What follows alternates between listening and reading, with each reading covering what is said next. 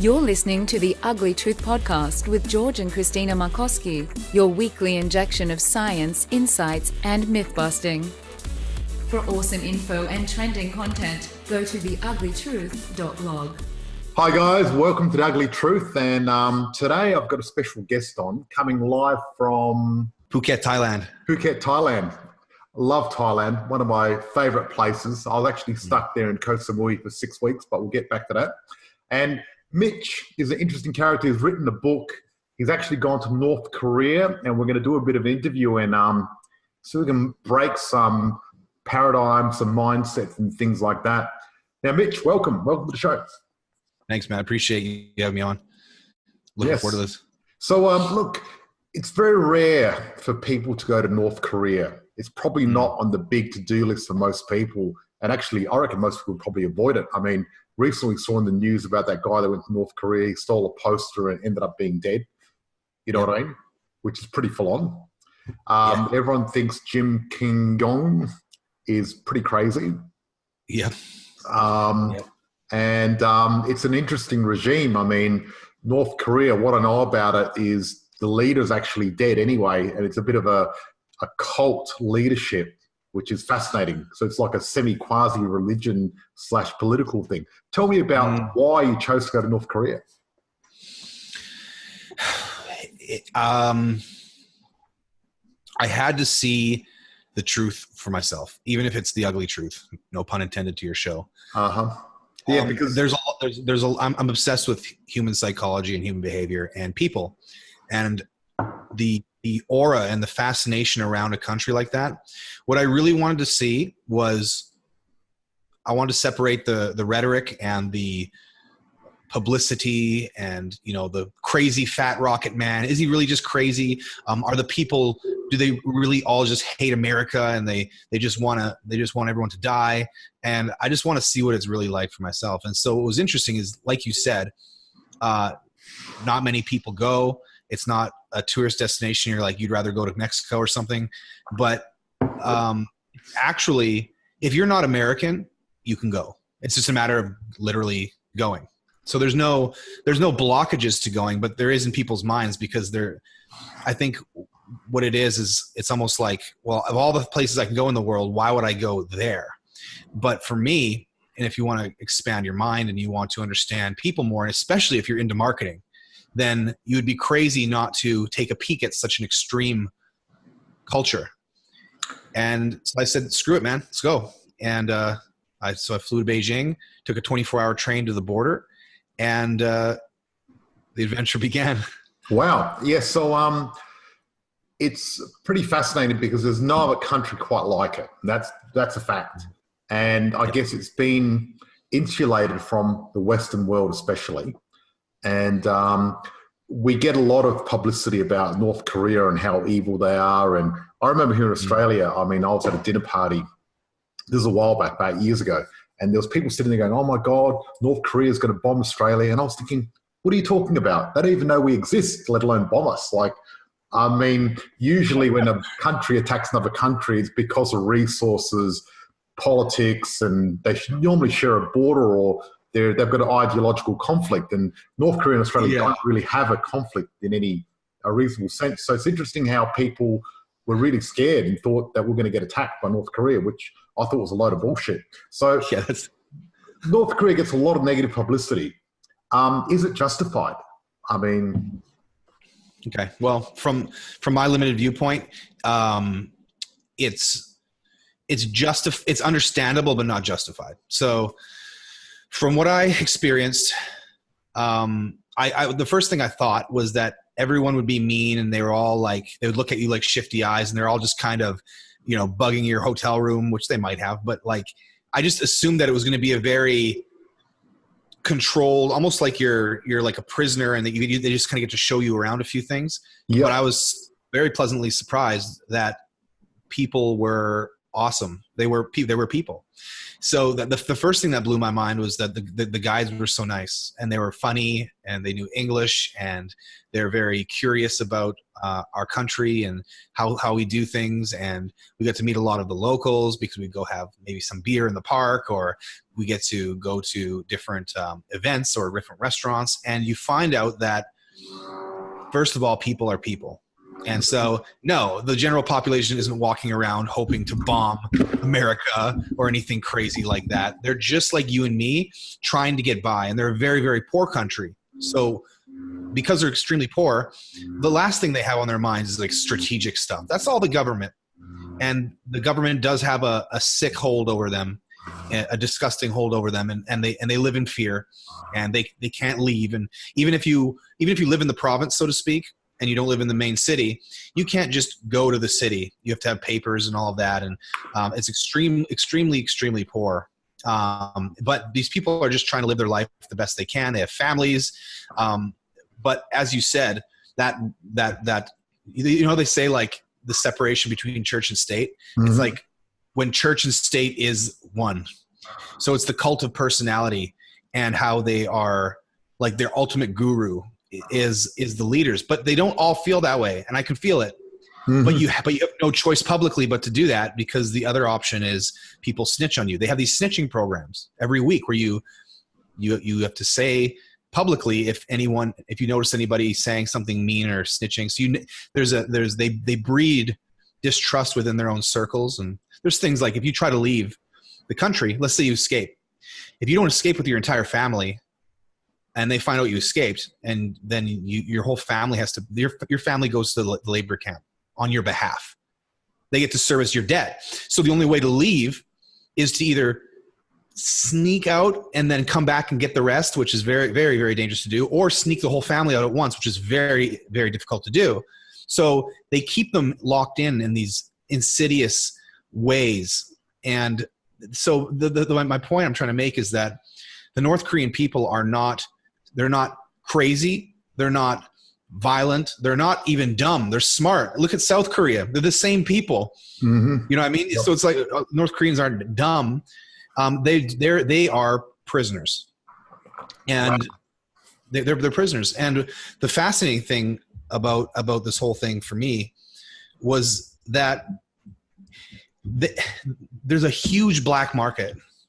So where they use US dollars, and they trade, and things are being smuggled in from China and all around the world. And they, like for example, near the border of China, there's the cell phone towers leak through. So they get some of them get internet, some of them get Chinese phone signal. So the information, like we think of them as a completely locked in nation and they don't know what's going on. Mm-hmm.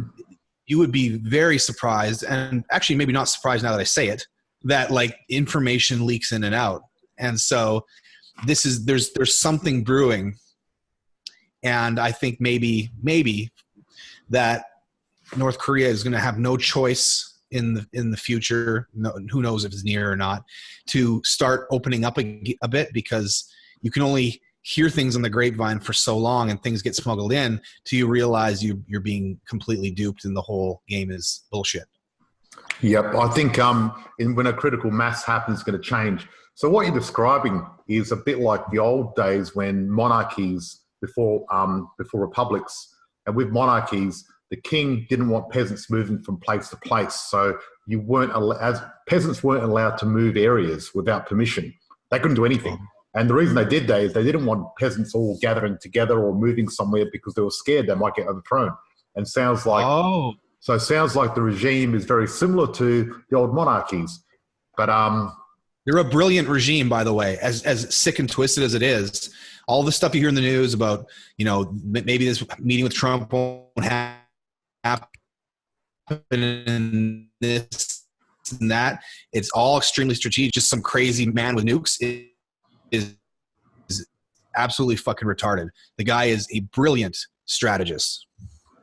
Yep. So he's very smart. Well, it's interesting that he's suddenly gone to the negotiation table now that someone crazier than him is in power in America. So maybe that's what it took. But this sort of the cult of the leader has been popular in society. I mean, you look at China, they used to, Mao was the sort of leader of China, and my parents come from Macedonia, and that used to be part of Yugoslavia. And Tito was a strong man, and you had to have a photo of him up on your wall. And when he died, people cried and people were upset. And it's interesting, fascinating to me, having a country dominated by one person. It reminds me of Big Brother so much, you know. Wow. And it's just, to me, it's just a weird thing. I think it's the complete opposite of being libertarian, which is what I am. You know, I believe that everyone should have freedom to do what they want to do. And the Individual less freedom, absolutely. Exactly. And the more you suppress people, the more dangerous it becomes for everyone, I suppose. You know what I mean? Now, the guy that went to North Korea, the American guy, and he stole a poster, propaganda poster, and then ended up dying. I mean, pretty sad story. Do you know much about that, or what happened, or how that happened, or whatever? Yeah, actually, because the tour I went on was the same company. So we talked about that. And so what happened is he didn't steal the poster. He was so the official story goes, is he was in the hotel that we stayed at. There's a 5th floor. The 5th floor is you're not allowed to go up there. That's probably where they have whatever. It's they have their offices, maybe their surveillance, whatever it is. It's not for you to go to. Well, the guy was drinking heavily. That was confirmed by people in the group and all that. And he had went up into that floor, and he had found a propaganda poster on the wall. He had taken it off the wall, and he was going to take it, but he didn't. He just put it down on the ground instead. He had took it from the wall, put it placed on the ground, and then he left or whatever. Well, I guess the next day they went to the airport, and they had looked at the surveillance. They seen that he did that. And at the airport, they just kind of, when they're going through, they just kind of tapped him on the shoulder, told him to come this way. And that was the last anyone in the group had ever seen of him. And so in the video surveillance, it's not clear that it was him. It could have been, it could not have been. So the whole thing is, I don't know what was happening at the time in the news. It could have been some sort of, let's just do this as like a strategic thing. But he very well could have done that as well. When you watch the video of his confession, it was a absolute, like, I mean, no doubt it was a written, memorized, forced confession, saying things that absolutely was just absurd. He's like, because they made him confess and say things like, I was purposely trying to ruin the regime of North Korea so that I could make my Christian friends look good or something. And but it's not true. He was just a dude, college dude, just having fun in North Korea. And the way they worded that, it was like, no one would even talk like that. It's like, okay, that was clearly made up by the North Korean. So we don't know exactly what happened for real, whether he actually did it, or it was just like something that they just plucked a guy to do that. But then, yeah, so they put him away, and I guess he went into a coma maybe within a month. He was in some sort of coma, and then they didn't say anything. And then it was like that year later, they're like, oh, by the way, he's been in a coma for a year. You can have him back. And he was basically in a vegetative state at that point, when they basically dead within days, but they just kind of didn't want that death on their soil, I guess. So they sent him back on his deathbed like that. So, yeah, look, what a disgusting regime. Some young guy, I mean, they've really got issues if they get upset about someone pulling a post down. They're just nuts. 20 years of hard labor, 20 years. So when I went there, man, I was a little nervous. But my guide, Rowan, was an amazing dude. And he's like, just don't do dumb shit like that. You're good. Like, we're good. And it was, and we were so friendly. The guards were fun. We're given as long as you don't do something like that, yeah. I mean, you should be good. And so I don't know if it would, as an American, I know Americans aren't allowed there right now, but I wouldn't go. I mean, if I was there's a few Japanese people who went, and I wouldn't recommend that, because they something many people don't know is they hate the Japanese just as much as the Americans, if not more. They do, because the Japanese colonized Korea quite a while ago, and were very colonial. They tried to do a lot of stuff there, so I get that. Ooh, very terrible stuff. Exactly. Totally. So, do you have any freedom? I mean, like, could you just walk to a restaurant on your own and book in, or is there bars there? Like, is there shops? I mean, I'm really curious what's going on there. No, so like every moment of your trip is planned. But but the cool thing is like, okay, you go to this restaurant and everything's ready for you, and that's fine. But the restaurants, there's no locals at these restaurants because that's just not how they do it. I think most of them just cook at home anyway, or they go to like a deli or something. And so for the tourists only. And this is the time we went a few months ago where it was the celebration of the birthday of one of the leaders. And so the restaurants are for the tourists.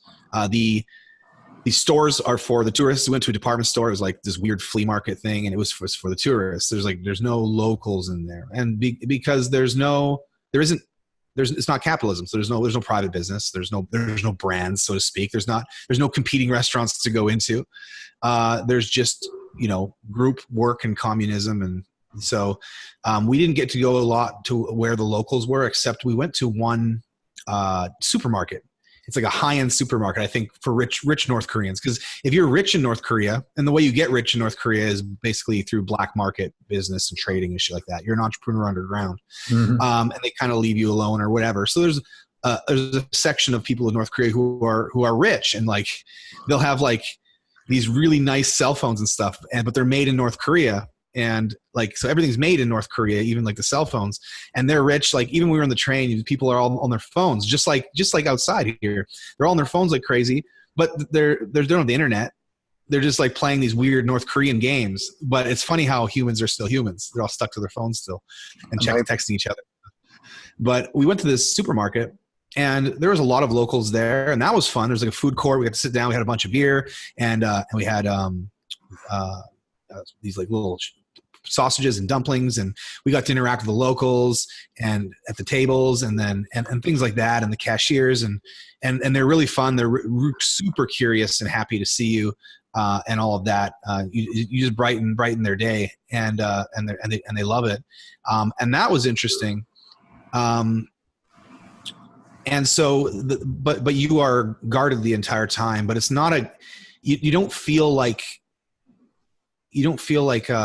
unwelcome in the country. Let's just say that. Like, for example, we went out in the afternoon, and there was a huge park where they had this huge dancing, and they had like thousands of locals just come out in these, and they just like dance. They just dance to this like music. And there's like different areas you can sit down. You can buy a cell phone. You can have a beer. You can eat a sausage. You can get some ice cream. You can have a hot dog. And it's like a park, I guess you could say. And so there's a huge celebration happening in that park.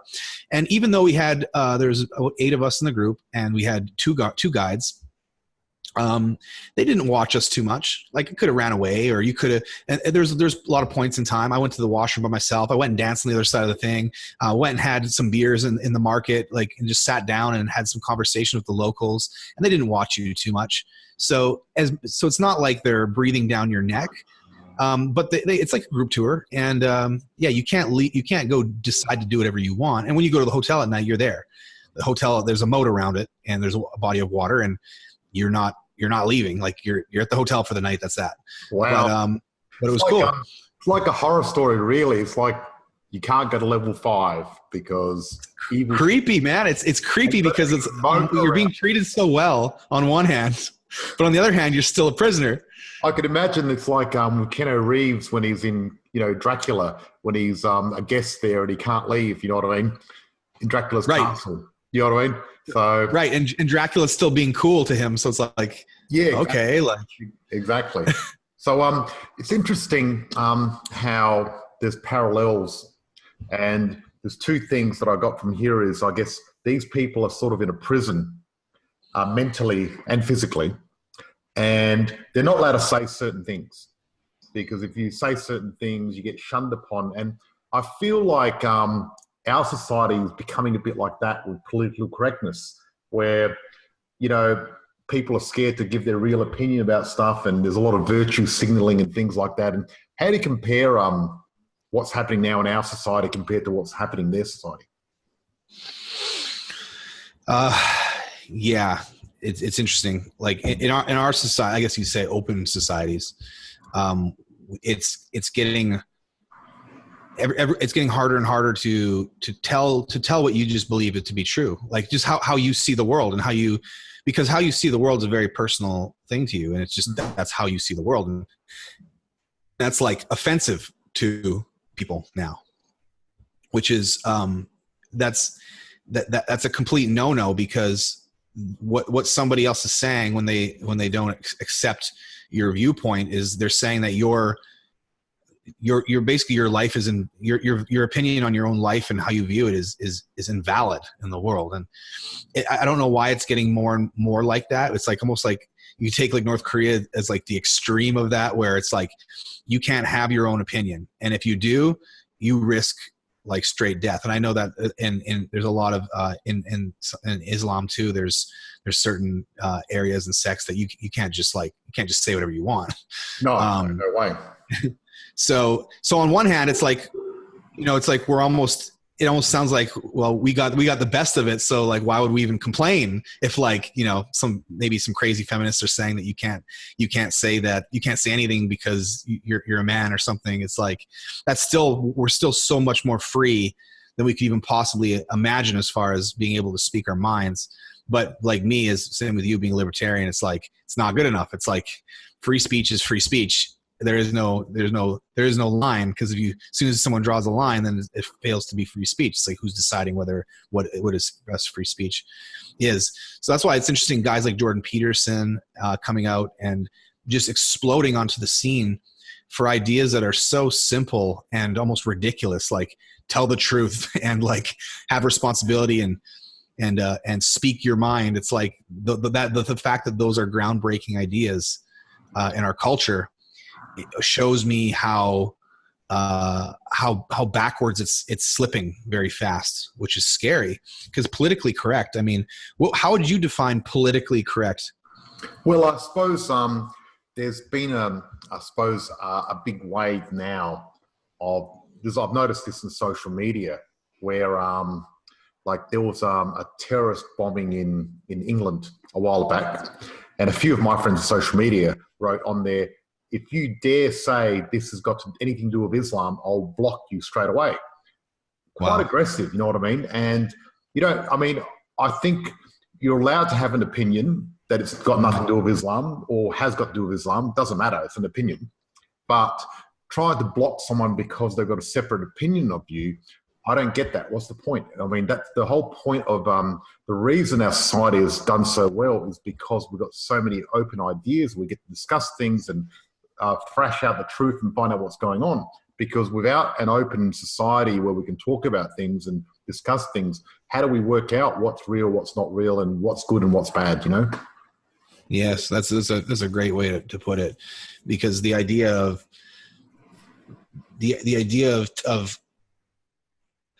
it's almost like the people who it's like they're not. It's almost like it's becoming we're not attacking the idea. It's like we're now it's like becoming a personal issue. Exactly. Like, exactly. This is who you are, and that's dangerous, because most of us actually have the same intentions. Like, you could be on the completely other side, but we both want peace. Nobody wants anyone to die. Yet, as soon as you take somebody's ideas and decide that that's who they are as a person, then automatically they're your enemies. So it's like you're making everybody your enemy in trying to make peace. It's like this weird backwards thing. Yep, I totally agree. And I feel that society recently has sort of, you've got this left and right thing going on. And there's a lot of conflict, but it's fascinating how that one group of people have got a very similar set of ideas, and the other group of people have got a very opposite, different ideas, and we live in the same planet. And it's interesting that we haven't got as much diversity, you know what I mean? Like, usually you can sort of put it in the same category if you got someone that's feminist or someone that believes in global warming. You know, they're usually mutually exclusive. If you look at the Venn diagram, you know what I mean? And, you know, so it's interesting how on the Venn diagram, we've got a lot of people that are mutually exclusive of their ideas when it comes to a lot of political stuff or their view of the world, which is fascinating. And I think I think both sides. I think at the end of the day, there shouldn't really be a left or right anyway. Me, I'm a sort of middle person. I'm in the middle, and I'm more of a truthist than anything else. And I think it's strange how we've sort of stopping society. People are scared of saying their opinion in society because people are getting attacked for doing it. And our society's been very free and very open. And I feel like we're backsliding at the moment into a more of a less open society where people are quite militant about their ideas. And I've noticed that recently with a lot of interactions I've had. I mean, you know, have you Grease Lightning? You've seen the movie Grease Lightning? No. With John Travolta. I definitely have heard of it, and I've seen the poster, but I haven't seen it. Okay, fair enough. It's about this guy. He's a bit of a dick, and he lies a little bit to get this girl and everything else like that, and they end up together, and you know what I mean? And he exaggerates a lot and does a lot of dickish things, as guys do. And this guy that on Facebook, he wrote a message saying, oh, he's such a misogynist, and this is such a bad movie, and we should ban it, and blah, blah, blah. And I said, look, if he was a really nice guy and really cool and she was really nice and they just met each other and got happily ever after, it wouldn't be a friggin' movie, would it? Like, it'd be boring. And people have flaws. And just because he had flaws and he was a bit of a dick, that's the way guys are when they're teenagers and when they're young. They are dicks most of the time. And there's nothing wrong with it. I mean, he actually, during the movie, he grows. Doesn't mean he's a misogynist just because he lied to get her into bed. That's what some guys do, you know what I mean? I'm not condoning it or not condoning it, but reflecting on life. Life is life, and we can't sort of start editing all our movies and everything else like that because there'll be nothing there to watch if everything's really politically correct and everything's awesome. You know what I mean? How boring. And it's just not the truth, because the truth is gray. The truth is complex. The truth always has multiple perspectives to it. And I think maybe some of the issue with maybe the backsliding is, and I don't know how much of this is from like the social media and the rise of endless information from both sides, which just confuses everybody. But I think that there's a lot of confusion and chaos due to like the information age and how everything is just everywhere. And so people don't know what ideas to grasp onto because both sides sound good. If there's a good argument on both sides, people are confused. So I think that maybe people latch onto more extreme ideas. They like congregate on the left or the right because they need to find that confidence or that assuredness or that rootedness, that like order in their life through these through having strong ideas that they can trust in, just so they can feel like they can even like get up in the morning and go on with their day. But the problem with that is they're always one-sided. And I think maybe an answer to that is to not look for your rootedness and your self-centeredness and your calmness or whatever in the idea, in any idea, but in yourself and in your values and who you are and how you decide to process the world versus latching onto ideas for confidence, maybe. I think it's part of the education process because a lot of people don't know their values and beliefs and things like that.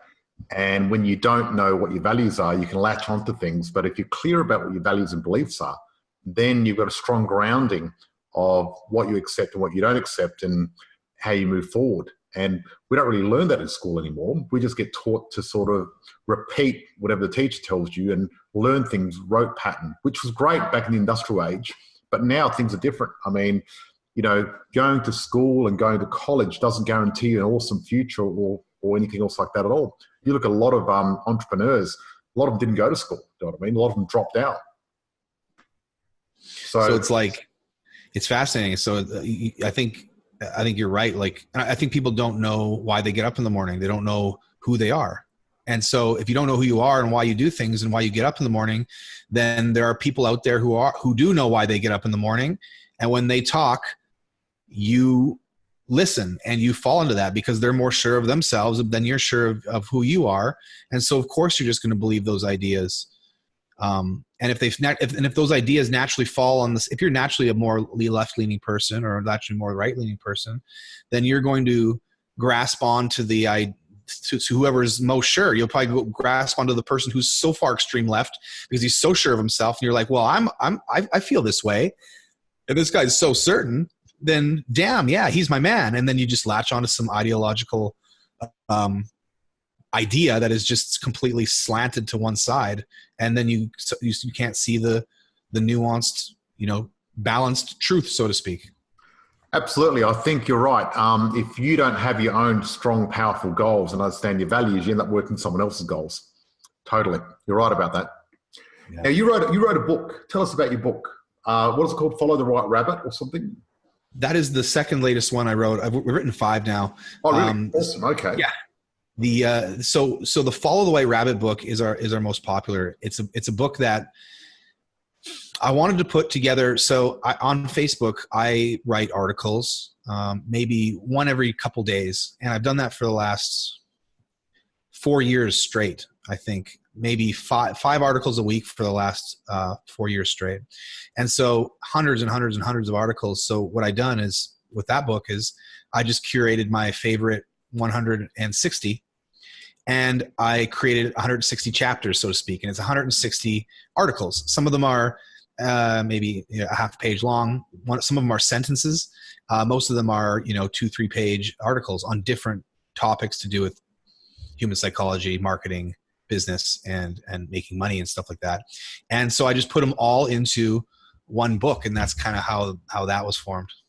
I really enjoyed reading your book, and there's a lot of real basic truths in there, which is fantastic. You really cut through the bullshit and explain it the way it is. So I really, really enjoyed it. And I recommend anyone that wants to find out more about human psychology and copywriting and things like that should get that book. And later on, we'll put a link in the show notes if people want a copy. Are you still selling that book? Yeah, we are. Yeah. Okay, excellent, fantastic. Yeah. Thank you. So there's something interesting also we could talk about that maybe it pertains to North Korea a little bit, but that might be a bit of a stretch. But it's something that's interesting. So if you live in scarcity, so people in North Korea live in extreme scarcity, and they live in poverty and a poverty mentality. It's hard to break out. But I find in the free world, one thing that might be able to help is there's like a trap because everyone watching this, you and I included, man, we all want to be better. We want to get better. But there's like this little trap that I noticed. So it's like we do all this work to rewire ourselves and, remove social conditioning maybe, and the politically correctness and maybe black and white ideas. And we try to live more in the gray area and understand both perspectives and stuff like that. But there's like a belief, like a basic belief that we don't unwire, which is scarcity as our default. Like, have you ever felt this, man? Like if you feel like you've ever stopped hustling or building yourself up or moving forward, that you might just slide backwards and lose it all. I have in the past. Yeah, absolutely. Absolutely. I get what you're saying. When I first started in business, I hustled from 7 in the morning to 11 o'clock at night. I worked really hard. You know what I mean? Yeah. And then I actually retired at 37 with 10 properties, and I was making $180,000 passive income. And I thought, wow, I finally got there. I got totally bored. And funny enough, that goal that I had of retiring didn't really last long because I found it totally boring. It's fascinating that you've sort of focus on, think this is what you want to do nothing. But in life, we need challenges. And if you have no problems or challenges, life is really friggin' boring. And I've gotten back into business and doing things in this podcast just to, to keep, because I've got my goal now is to create 500 property millionaires with my business. And oh, wow. When you work for a really big goal, it's very exciting. Life is very exciting. You always need something to get you up early and keep you up late at night. And you're right, prosperity thinking, if you think in scarcity, you're not going to get anywhere. You really need to, there's enough the pie to share around. It's all about sharing and giving value, not taking. Because the old way of doing things, old businesses back in the 1900s, you had, those JP Morgan and those big Rockefellers and all that. What they did is they had a lot of capital, they supplied people and made money out of them. You look at the modern entrepreneurs like Elon Musk, like changing 1 billion lives and helping people, you add value and make money, because by adding value and making money, everyone wins. So the new type of entrepreneurship is so much better. Yeah, that's well said.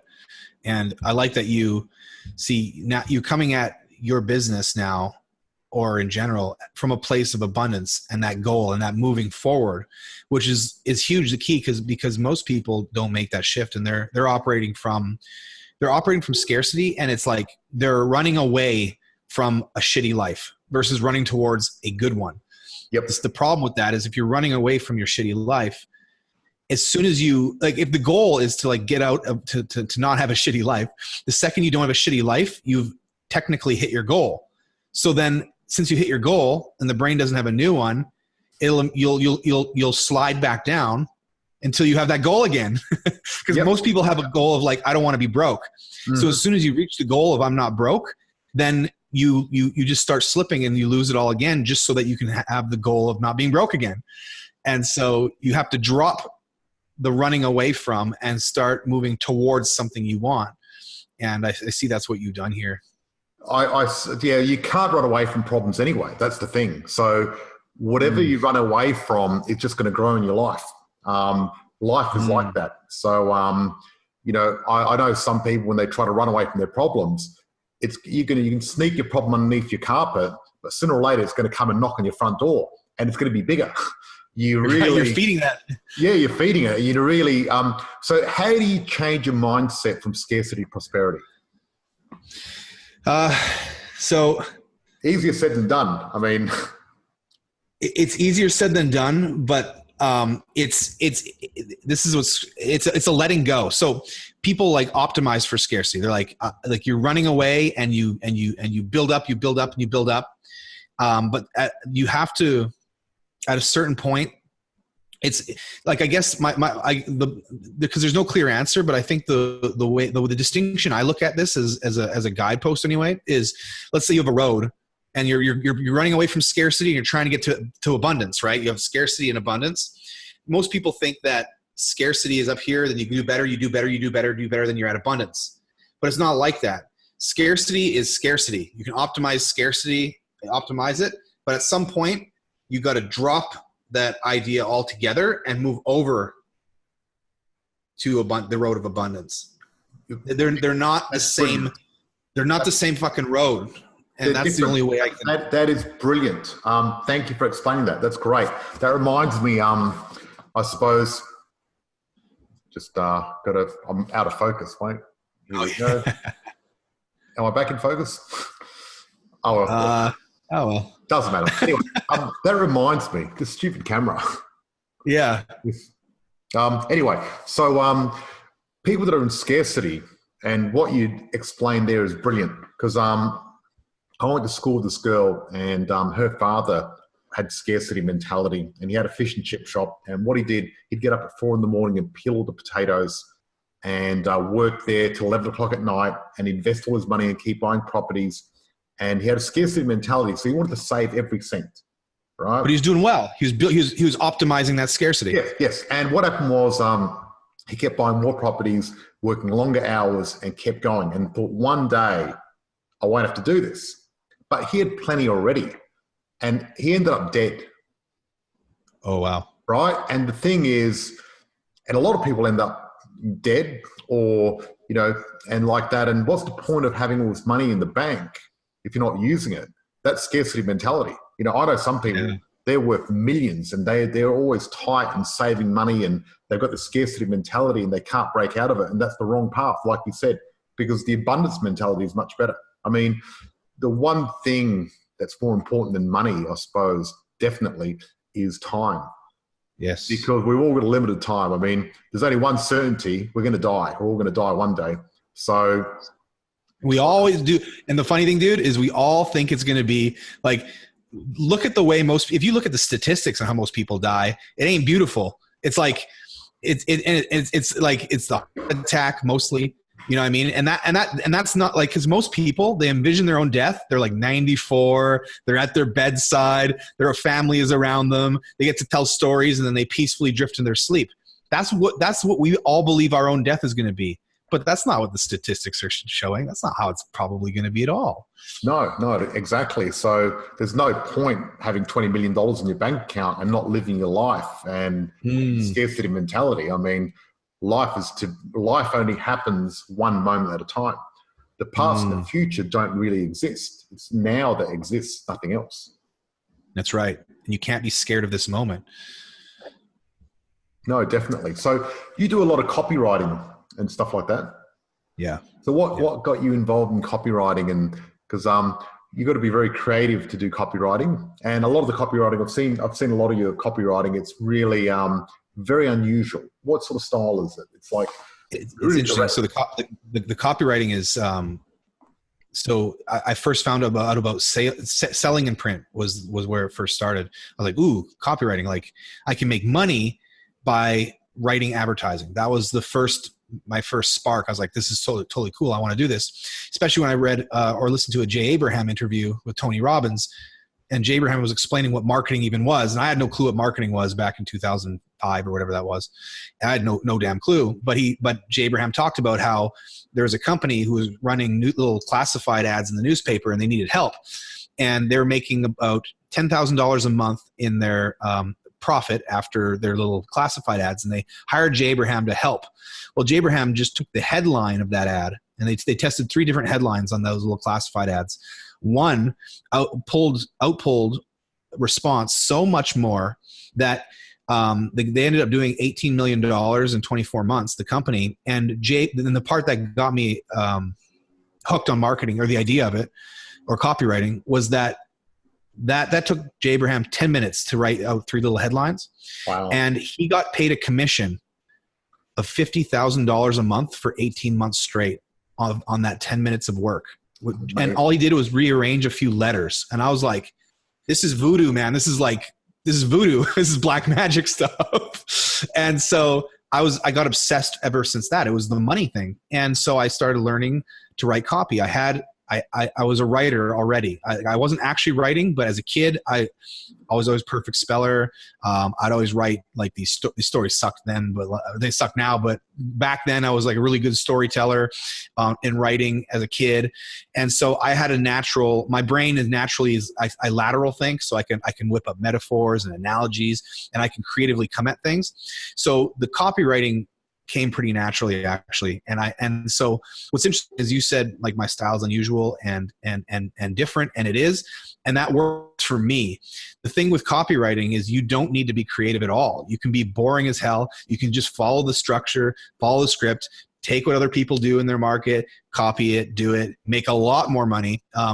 However, I'm a creative writer by definition, but I also have the technical sales chops to move people and make money with it. And so it's like, for me, it's a special skill because I have the ability to be creative, but still make the sales work. Where most people, if they see a copywriter like me, I say, hey man, don't copy my style at all, not even remotely, because you'll fuck it up. I'm surfing the wave on a very fine line. They say don't use humor when you're trying to sell, and I use it, but it's a fine line that I cross sometimes, and sometimes it bombs. And so you certainly cross the line. I've seen some of your posts. But look, but you get the attention, you know what I mean? And what I see about your copywriting is, to me, you seem very genuine and very authentic, and that's what I like, because I really think that the future is about being genuine and authentic when it comes to your marketing. You can't escape that anymore. Like people see through the bullshit so quick. I think they always have, but I think more than ever, people have more choices on who they can listen to. So maybe back in the 80s when there's only a few radio stations, it's like, shit, I don't really like that guy. I don't like that news show or that news show, but there's only 4 fucking news shows to choose from. Maybe it's like you kind of got to choose the best of the worst. But in this day and age, if someone doesn't like you, they don't have to listen to you. And there's a million other people they can listen to. And there's a million other people who are actually really awesome. There's so many other copywriters who are awesome. There's so many other marketers, so many other, thinkers. I mean, I watch Jordan Peterson stuff all the time because he blows my mind. Like if I were to have a conversation with him, I would just sit there and drool while he just like schools me and talks me in circles. It's like we have an endless amount of people and ideas that we can listen to. And people aren't going to put up with anything that's not top notch anymore. And I think top notch is just truthful. You can't bullshit people these days. No, you can't. And there's enough people out there where you can find your own tribe and find your own niche anyway. So do you teach copywriting as well, don't you? Or you do some sort of classes and stuff like that? Or How does that work? Well, it's interesting now. So we used to have a bunch of courses, and we like I had a $2,000 copywriting training and all that. But we recently changed our business model that we're giving away all our trainings for free. So any kind of copywriting training that's done online, and I have many courses. My YouTube's full of hours and hours and hours of training videos. Basically, I'm giving everything away for free. All the information all the stuff that I've done, whether it's copywriting, marketing, promotions, campaigns, insights, whatever. The new model is I give it all away for free. I don't want any money for it. And the way that we make our money going forward is we have 10 private one-on-one clients that pay obnoxious amounts of money to us. That's full right now. So we don't need money. We have retreats that we do on various topics, like in-person retreats, because I think working in person is truly where it's at, and you make those connections and you really make changes. And then we'll also, maybe in the future, we'll do some sort of subscription service where we provide done for you copywriting templates and proven promotions or some shit like that. But as far as information goes and training and teaching, I don't hold anything back, and I just give it all away, man. That's pretty good. That's awesome. That's definitely going for a prosperity mindset. That is a huge shift that we had to make. And what's actually interesting for anyone watching this, or even you, dude, is like, it was crazy when I had to declare it that I'm doing this, because if I don't declare these things, I can slip back into my old ways. So I had to declare that we're giving away information for free now. Once I did that, big changes happened inside of me, because when you sell information, by default, you are restricting who you are, because you now filtering what information you should give away for free and which one needs to be gated behind money. Mm-hmm. So that creates a weird energy, even if you realize it or not, or anyone realizes it or not. So it's almost like there's a lid on who you are.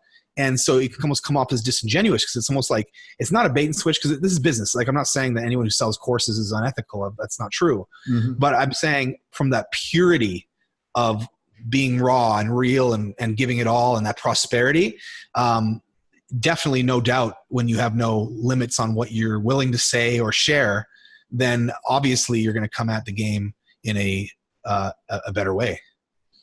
Yep. My goal this year is to give as much content and information, education as I can as well. And that's what my plan is, because I feel like I find that the more information I give and the more you give, the more you get back anyway, because it attracts the right people to you anyway. And they can trust you. They're like, man, this guy knows for sure, and this guy cares, and this guy helps. Like, he's not holding anything back. It's like he's there, and that's the thing is, like, I'm not sure your programs and stuff, but like, if somebody wants to work more closer to you, then obviously there's a cost to that, because your personal time is involved in things like that. Exactly. But at least now, by you giving freely, being able to feel prosperous and give that information away, it shows that you truly are the real deal that they can even invest in. Mm-hmm. Yep, totally. I absolutely agree. Definitely. So pretty cool. So how did you choose to live in Phuket in Thailand? Sounds like a pretty awesome location. So we were in Canada when we started our business years and years ago, and it was cold and it's snow, and it's just like, I've lived there my whole life, and it dawned on us one day. It was starting to get cold out, and the snow was starting to come, and we were sitting there. We had our office in Edmonton, Canada, and we're like, we have an online business, and my goal ever since I read the 4-Hour Work Week back in whenever was like, I want to travel the world. And I thought, Jesus, because the thing is, when you have a goal like that, to have an online business or whatnot, that I was striving and hustling for that goal for so long. And that became my story of struggling to try to do that for so long. And I failed for so long that by the time I finally had it, I didn't realize I fucking had it. I had to wake up and be like, oh, Jesus. I'm like, so many times I'm like, oh my God, I'm actually finally living my goal. Like I forgot, I didn't even notice when I got it. And so we're like, we got to get out of here. And a friend of mine, Rohan, was like, he's like, my father has a travel agency. He messaged me out of nowhere, actually. And he was like, we can get you a flight to, my dad has some deals. You can go to Dubai for like $400 or something from Canada. And I was like, wow. I'm like, maybe we should go somewhere. Ended up looking at his price sheet, and there was like really cheap flights to Bangkok. And I'm like, I've never been to Thailand. I've always wanted to go. The Muay Thai thing, I was always excited to want to do that. and the beaches and stuff. So we're like, let's just book a one-way ticket to Bangkok and see what happens. And my business partner and I did, and we just got off the plane. First time we've ever been anywhere around the world. And so Thailand is like, it's the first place that we ever traveled overseas. And so it's a very special place in our hearts. And Thailand is a beautiful country. It's Buddhist, so it's very peaceful. The people are happy, extremely happy. They're nice. The food is to die for whatever reason. The beaches are incredible. Everyone's relaxed, and so we've lived all over Thailand. We've been all around the world, obviously, but we keep coming back to Thailand, and Phuket specifically there's an international an international airport. There's beaches. So there's beaches and international airport, which is important to us because we have to fly a lot. And we have like this, beautiful house up in the mountain, which is only 10 minutes away from a beach. And so we get the seclusion of that. And we have our staff there. We run the business out of here. And also Phuket unfortunately, it's the most expensive part of Thailand. It's quite expensive to live here, but it has all the modern amenities too. So it's kind of like just the best of everything. I mean, it would be kind of cool to live in, like, say, I lived in Samoy for 6 months, and it's beautiful and it's awesome too. But the airport was too small to be going in and out of all the time. Yep. I know what you're saying. I've lived. I went to Koh Samui for a holiday, and I ended up having a diving accident, and I was stuck there for 6 weeks. And actually, it was great. Now, look, the thing is, because you get these third world diving places, and the equipment's not that good. And I was there with my girlfriend. I wanted to make sure she had the right equipment because she wasn't as confident. And I ended up getting the dodgy stuff because I was more confident. Oh no! And then 20 meters under, it just stopped working. So I've got no air. And I'm like, no way. I'm doing that. I've got no air. And the instructor's just looking at me like, duh. So I had to do an emergency ascent, which hurt my ears, barotrauma. So it's not that bad, but you can't fly because if you fly, your ear's going to get hurt. So I was stuck there and actually got to experience the culture and the country really closely after 6 weeks. I got to know people really well. And funny enough, the diving accident is one of the best things that ever happened. It's funny how a lot of things that are, at the time, you don't think are that good, like being 20 meters underwater and nearly dying, to be something really awesome, you know what I mean? So, yeah. There you go. So the vibe and the culture of Thailand, would you love that? The food and the people? I love the people. And I got to, when I go stay in a country, I like to experience the culture and the people there.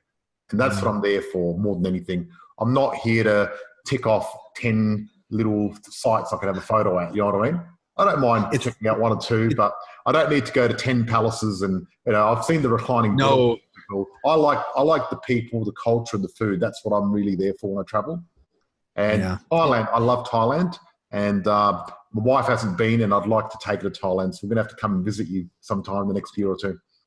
Yeah, when we're here, we got our place is big enough. We got a room for you guys if you want to hang out for a bit.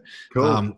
Thailand, it's interesting because you get a lot of, when people are coming from scarcity, to kind of tie this back, when people are coming from scarcity, they'll say things to me like, or about me or whatever, like things like, so why you in Thailand? You can't hack it in Canada, can't hack it in North America. Or it's like, you guys going just to make money, or just like, cause there's prostitutes there. And it's like, what? That's like, that's like, it's such a weird mentality. It's like, is that really the place that you're coming from in your mind it's like, people are like, why Thailand? It's like, you haven't been here obviously, but like, it's kind of like paradise. I don't know. It is the weather. I mean, I love warm weather and I love the water. And I'm fortunate. If you can see my background, you can see the reflection of my TV on the left there. That's my view out there. Oh, okay. I thought that was a painting. Looked like an oil painting. That's a reflection of my view. I'm actually live right on the beach here in Adelaide. Oh, wow. So no road, no nothing, just absolute beachfront because I love the beach. And gorgeous. Yeah, you can't beat that feeling. You can't beat that at all. And I get why you're in Thailand because the only thing here is we're in the middle of winter. So it's not that bad compared to Canada. But I like the warm weather. In Thailand, you've got beaches and warm weather and the food is amazing. You can't beat it. I love it. So I get what you're doing there. Yeah. Sounds pretty cool. Excellent. Now, if people want to reach out to you or check out some of your training, what's the best way to sort of find what you're doing or follow you or stuff like that? Yeah, I think the best way is to search me up, Mitch Miller or Father Freedom on Facebook, my personal profile. I don't like to do the business page thing too much. It's kind of impersonal. Mm-hmm. But you go to my personal profile and you can click follow there, and that's where I have articles and insights, and I push to my free trainings and stuff like that. We have a YouTube channel as well. I think it's under our company name, which is Opposed Media. And we got, I think, 200 training videos on there. Some of them are even 6 hours long on copywriting. Wow. Hold nothing back. And people can, that's where the longer, more in-depth trainings are. But if you want bite-sized insights and some how-tos and some general copywriting, marketing, psychology advice and stuff like that, then it's best to just keep up with my personal profile. Just before we go, I wanted to ask you, is there any books that have really changed your life? Any books that you've read or anything amazing like that? Yes. So let me see. I got one right here. So the first is a whole body of knowledge that I got introduced to. So there's a man named Dan Ariely. I'm probably saying it wrong. Ariely, I believe. And he has a book called Predictably Irrational. That's his first book. Mm-hmm. And Predictably Irrational is just like the title suggests. We make very irrational decisions that aren't logical, but we can predictably notice that people will make them. And so if psychology, selling, and communicating with people better, then there's a whole body of knowledge called behavioral economics. And Dan is one of the guys in that. And I think Predictably Irrational is a great intro to that. Is that a bit like Freakonomics? Exactly like Freakonomics. So behavioral economics is rooted in experimentation with human behavior in different settings and different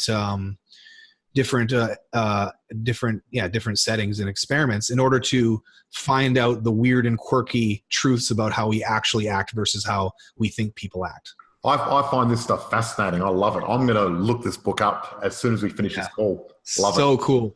And it's all based on experiments. He's spending his entire career in universities setting up experiments in different rooms and in libraries and all of that. And he just tests out these irrational hypotheses, and you get these predictably irrational answers. And he pushes them over to business and how you can use them, and really, really, really cool stuff.